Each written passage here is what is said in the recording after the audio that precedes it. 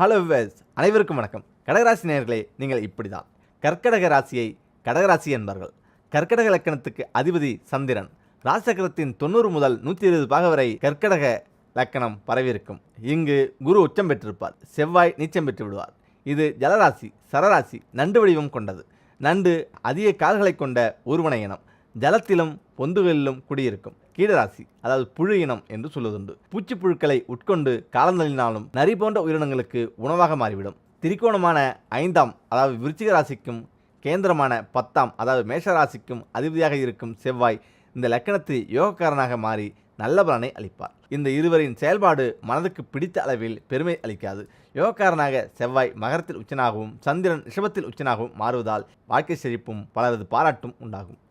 கடகத்தில் சுக்கிரன் அமர்ந்து மகர ராசி லக்கணமானால் பெண் ஆசையில் திருப்தி வராமல் தவிப்பதுண்டு.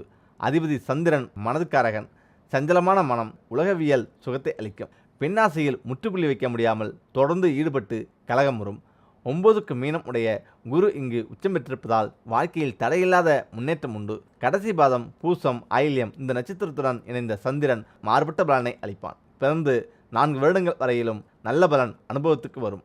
அடுத்து வரும் 4 நவாம்சங்களில் உடல் உபாதைகளை தோற்றுவித்து அலைக்கழிக்க வாய்ப்புண்டு. கடைசி 4 நவாம்சங்கள் ராசிநாதன் புதனோடு இணைந்து பலன்களில் மாற்றத்தை ஏற்படுத்துவான். சனி 19 வருஷம், புதன் 17 வருஷம் ஆக 36 வருடங்கள் ஜாதகரின் இளமை சந்ததியில் செழிப்பை ஏற்படுத்துவார்.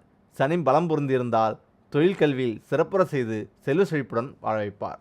முதல் அம்சத்தில் பிறந்தவரின் வாழ்வில் இன்னல்கள் தென்பட்டாலும் அதையும் தாண்டி பலமான வாழ்க்கையை சந்திப்பார். மொத்தத்தில் சந்திரனும் செவ்வாயும் குருவும் பலம் பெற்றவராக அமைந்தால் நெருடல் இல்லாத வாழ்க்கை அமையும். அப்படியே நெருடல் தென்பட்டாலும் மனம் நெருடலை ஏற்க தயங்காது. முக்கியமாக ராமனுடைய அவதார காலத்தை சுட்டிக்காட்டும் தருவாயில் கர்க்கடக லக்கணம் முதல் அம்சகத்தில் சந்திரன் சூரியன் மேஷத்தில் உச்சம் 5க்கு 5 9 குரு உச்சன் என்று அந்த வேலையின் பெருமையை விளக்கியுள்ளனர்.